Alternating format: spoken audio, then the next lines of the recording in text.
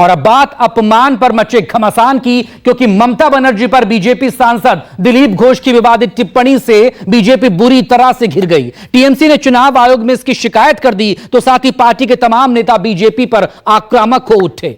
दिलीप घोष के बयान पर कंगना रनौत पर सुप्रिया श्रीनेत की टिप्पणी से मिला मुद्दा भी कमजोर कर दिया।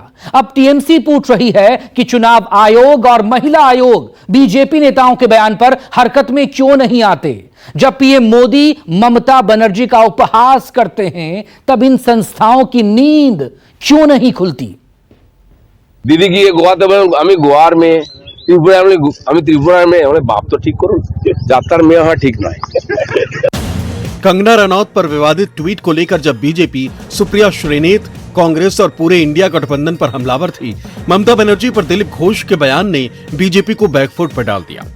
घोष के बयान ने पूरी टीएमसी में ऐसा रोष पैदा किया कि बीजेपी के बड़े बड़े नेता निशाने पर आ गए।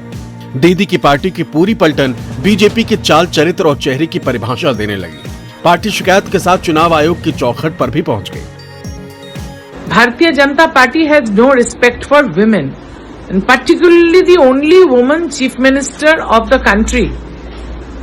She is being heckled like this by none other than past president of BJP and a present candidate, Dilip Ghosh. पश्चिम बंगाल के दुर्गापुर कॉन्स्टिट्यूएंसी के प्रत्याशी दिलीप घोष जी, जिस तरह का बयान उन्होंने ममता दीदी के खिलाफ दिया है कि ममता दीदी अपने पिताजी का पहचान दे, इस तरह का वक्तव्य हमारे देश के परंपरा में महिलाओं के प्रति हमने कभी नहीं सुना।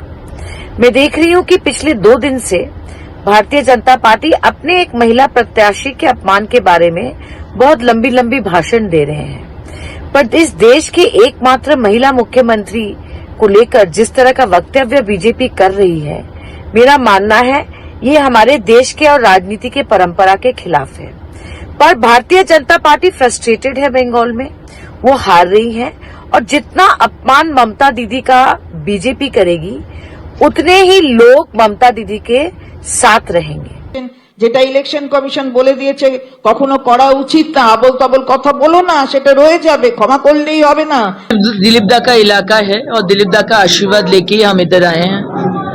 आने से पहले जब माननीय गृह मंत्री जी का फोन आया था मेरे पास और माननीय अमित शाह जी बोले कि आपको मेदिनीपुर से खड़ा होना पड़ेगा और दिलीप दा को दुर्गापुर से, तो आप राजी है कि नहीं? तो हम बोले हम एकदम राजी है, लेकिन आसनसोल दुर्गापुर में हम ज्यादा कंफर्टेबल है। दिलीप घोष और भाजपा की मानसिकता रोज रोज उजागर हो रही है कि किस प्रकार से यह नारी शक्ति का अपमान करते हैं। दिलीप घोष के बारे में तो पहले भी पता है कि दुर्गा माँ का अपमान किया था, पूछा था कि उनका माँ बाप कौन है, मालूम नहीं। अब दीदी के बारे में इस तरीके से बात कर रहा है, तो यह मानसिकता जमींदार वालों जो भारतीय जनता पार्टी की है, जो समझते हैं कि यही है, कोई दूसरा नहीं है। इनको कभी भी नारी को लेकर के इनके मन में सम्मान नहीं रहा और इसीलिए यह बेबाकी से जो चाहते हैं वो बोलते हैं। ऐसे लोगों को, जो लोग मातृशक्ति की इज्जत नहीं करते, जो उनका सम्मान नहीं करते, जो माँ दुर्गा का सम्मान नहीं करते, जो माँ काली का सम्मान नहीं करते, दीदी का सम्मान नहीं करते, महिलाओं का सम्मान नहीं करते। प्रोटेस्ट किया इलेक्शन कमीशन में, हमारा जो कंप्लेन वो दायर किया। देखिए, आप दिलीप घोष खुद फ्रस्ट्रेशन में है। वो जो आदि भाजपा और नई भाजपा का जो लड़ाई है, तो नई भाजपा उनको इंसल्ट करके, उनको इग्नोर करके, उनको जो पुराना जो सीट है उससे हटाकर दूसरे जगह भेज दिया है, भागो यहां से। तो उससे वो जो इंसल्टेड, इग्नोर्ड फील किया है, इंसल्टेड फील किया, उनका तो दम नहीं है, उनके पार्टी में उनका बेइज्जती हो रहा है, उसका प्रोटेस्ट करने का वो दम दिलीप घोष के नहीं है। आउट ऑफ फ्रस्ट्रेशन वो अभी ममता दीदी के बारे में ये लूज टॉक कर दिया है। सोमवार की रात जब कांग्रेस प्रवक्ता सुप्रिया श्रीनेत के सोशल मीडिया अकाउंट से कंगना रनौत पर विवादित ट्वीट आया, बीजेपी को कांग्रेस पर हमले का हथियार मिल गया। हालांकि सुप्रिया श्रीनेत ने माफी के साथ ये दलील दी कि उनके सोशल मीडिया हैंडल को कोई और हैंडल कर रहा था, लेकिन तीर कमान से निकल चुका था जो लौट नहीं सकता था। खुद कंगना रनौत ने पहले सोशल मीडिया पोस्ट के जरिए सुप्रिया श्रीनेत पर जवाबी हमला बोला तो बीजेपी की पूरी पलटन कांग्रेस और इंडिया गठबंधन को महिला विरोधी बताने लगी। राष्ट्रीय महिला आयोग की अध्यक्ष भी एक्शन में आ गई, लेकिन ममता बनर्जी के पार्टी का सवाल है कि महिला आयोग दिलीप घोष के मामले पर क्या कर रहा है। पीएम मोदी जब दीदी ओ दीदी कर रहे थे, तब क्या महिला आयोग सोया था?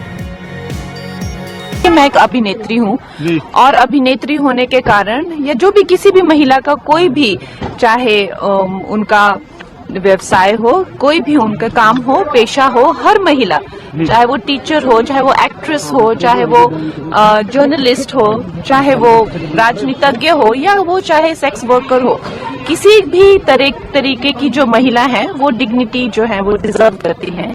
और किसी भी महिला को अपमानित करना, उसके सेक्सुअलाइज करना। दिलीप घोष फिर से ममता बनर्जी को अपमान किए, फिर से उन्होंने एक व्यक्ति के ऊपर अपमान किया है, आक्रमण किया है। दिलीप घोष का डीएनए ही ऐसा है, उनका और बीजेपी का चरित्र ही ऐसा है। ये बंगाल के लोग और बंगाल के समाज और बंगाल के नारी समझ ले कि इस तरीके के लोग भी कैंडिडेट होते हैं, इस तरीके के लोग भी सोचते हैं कि वो जीतेंगे और लोगों को और भी अपमान करेंगे, नारियों को और भी अपमान करेंगे। तो दिलीप घोष और पवन सिंह में कोई फर्क नहीं है। मैं हैरान हूं कि कांग्रेस की महिलाओं के प्रति और भारत के कलाकारों के प्रति, बेटियों के प्रति ये ऐसी घिनौनी सोच है। जो संस्कार युक्त हैं, जो समझदार हैं, उनको अच्छी तरह पता है कि रियल लाइफ और रियल लाइफ में क्या अंतर है। रियल लाइफ में एक कलाकार को कई चरित्र निभाने पड़ते हैं, तो क्या वो जो चरित्र निभा रहा है उसका रियल लाइफ का वही चरित्र बनाओगे आप कांग्रेस के लोग? ये आपके संस्कार हैं।